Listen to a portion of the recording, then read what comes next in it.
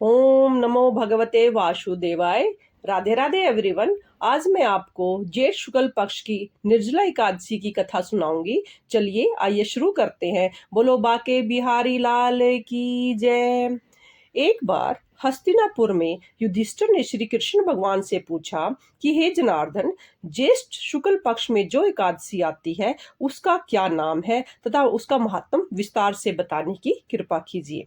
इतने में ही वहां पर वेद व्यास जी पहुंचे तो भगवान श्री कृष्ण जी बोले, धर्मराज, इस महान एकादशी का वर्णन परम धर्मात्मा सत्यवती नंदन वेद व्यास जी करेंगे, क्योंकि वेद व्यास जी सभी वेदों तथा शास्त्रों के विद्वान हैं। तब वेद व्यास जी बोले, प्रत्येक मास की दोनों पक्षों के एकादशियों को भोजन नहीं करना चाहिए। द्वादशी को स्नान आदि से पवित्र होकर फूलों से भगवान श्री विष्णु जी की पूजा करके नित्य कर्म समाप्त होने के पश्चात पहले ब्राह्मणों को भोजन देकर अंत में सम्य भोजन करे। यह सुनकर पांडव पुत्र भीम जी से रहा नहीं गया और उन्होंने कहा, परम बुद्धिमान पितामह, मेरी बात सुनिए। महाराज युधिष्ठिर, माता कुंती, द्रौपदी, अर्जुन, नकुल और सहदेव ये सभी एकादशियों को भोजन नहीं करते हैं तथा मुझे भी भोजन न करने को कहते हैं, किंतु मैं कह देता हूँ कि मुझसे भूख नहीं सही जाती। भीमसेन जी की बात को सुनकर व्यास जी ने कहा, यदि तुम मृत्यु के बाद स्वर्गलोक को जाना चाहते हो और नरक को दूषित समझते हो तो दोनों पक्षों के एकादशियों को भोजन मत करना। तभी भीमसेन जी ने कहा, हे मुनिवर, मैं आपके सामने एक सच्ची बात कहता हूँ। एक बार भोजन करके भी मुझसे व्रत नहीं किया जाता, फिर उपवास करके मैं ये कैसे कर सकता हूँ। मेरे उदर में जो अग्नि जलती रहती है, मैं अधिक खाने के बाद ही वह शांत होती है। इसलिए हे मुनि, मैं वर्ष भर की एकादशियों का उपवास कैसे कर सकता हूँ, जिससे और केवल एक ही उपवास कर सकता हूँ जिससे मुझे स्वर्ग की प्राप्ति हो और तथा जिसको करने से मैं कल्याण का भागी भी हो सकता हूँ। आप कृपा करके मुझे कोई ऐसा व्रत बताएं कि मैं उसका पालन करूं। तब व्यास जी ने कहा, ज्येष्ठ मास में शुक्ल पक्ष की जो एकादशी आती है उसका नाम निर्जला एकादशी है। तो निर्जला एकादशी के दिन पूरी निष्ठा से पूरा दिन व्रत करो। केवल कुल्ला या आचमन करने के लिए ही मुख में जल डाल सकते हो। उसको छोड़कर किसी प्रकार का जल विद्वान मनुष्य के मुख में न डालें, अन्यथा व्रत भंग हो जाता है। एकादशी को सूर्योदय से लेकर दूसरे दिन के सूर्योदय तक मनुष्य जल का त्याग करे तो यह व्रत पूर्ण होता है। अगले दिन द्वादशी को निर्मल प्रातःकाल में स्नान करके ब्राह्मणों तथा जरूरतमंदों को यथाशक्ति दान करें। इस प्रकार सब कार्य पूरा करके ही भोजन करें। वर्ष भर में जितनी एकादशियां आती हैं उन सब का फल निर्जला एकादशी में मनुष्य इसके सेवन से मनुष्य प्राप्त कर लेता है, इसमें कोई संदेह नहीं है।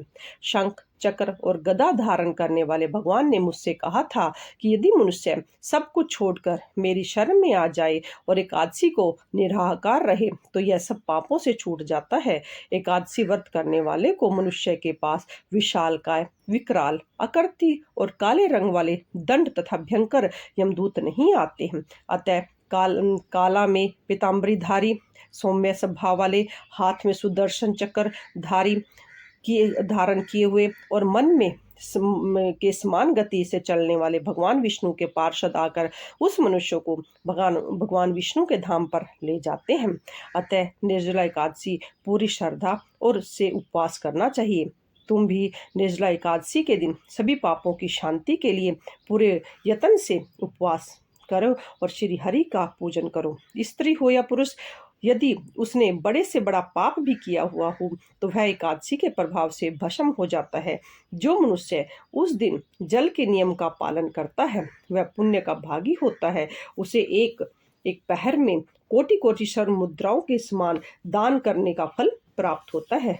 मनुष्य निर्जला एकादशी के दिन स्नान, दान, जप, ओम आदि जो कुछ भी वो करता है वह सब अक्षय होता है। यह समय श्री भगवान हरि का कथन है। इस दिन उत्तम विधि से उपवास करके मनुष्य वैष्णव पद को प्राप्त कर लेता है। वह ब्रह्म हत्या, चोर तथा गुरु द्रोही होने पर भी सब पापों से मुक्त हो जाता है। हे कुंती नंदन, निर्जला एकादशी के दिन स्त्री पुरुष के लिए विशेष दान और कर्तव्य है, उसे सुनो। उस दिन जल में शयन करने वाले भगवान विष्णु का पूजन और गाय का दान करना चाहिए। अपनी शक्ति के अनुसार प्राप्त दक्षिणा और भांति भांति के मिष्ठानों द्वारा ब्राह्मणों को संतुष्ट करना चाहिए। ब्राह्मणों के संतुष्ट होने पर श्री हरि प्रसन्न होते हैं और मोक्ष को प्रदान करते हैं। जिन्होंने शम, दम और दान देकर श्री हरि की पूजा और रात्रि जागरण करते हुए इस निर्जला एकादशी का व्रत किया है, उन्होंने साथ ही अपनी बीती हुई 100 पीढ़ियों और आने वाली 100 पीढ़ियों को भगवान वासुदेव के परम धाम में पहुंचा दिया है।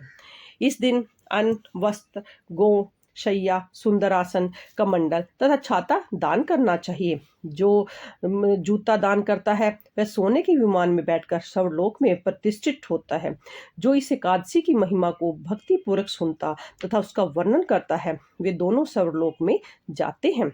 चतुर्थी युक्त अमावस्या को सूर्य ग्रहण के समय मनुष्य श्रद्धा के साथ जिस इस फल को प्राप्त करता है, वही इसके श्रवण करने से भी प्राप्त होता है। पहले दंत धावन करके यह नियम लेना चाहिए कि मैं भगवान केशव की प्रसन्नता के लिए एकादशी को निराहार रहकर आचमन के सिवाय दूसरे जल का त्याग करूंगा।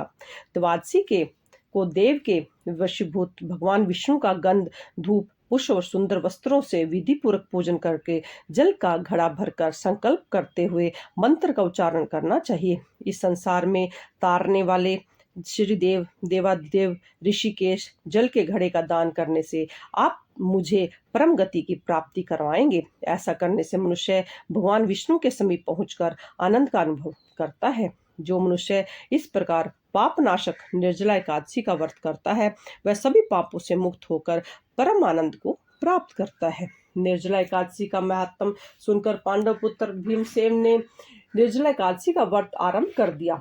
तब से निर्जला एकादशी को पांडव एकादशी भी कहा जाता है। बोलो विष्णु भगवान की जय, पांडव एकादशी की जय।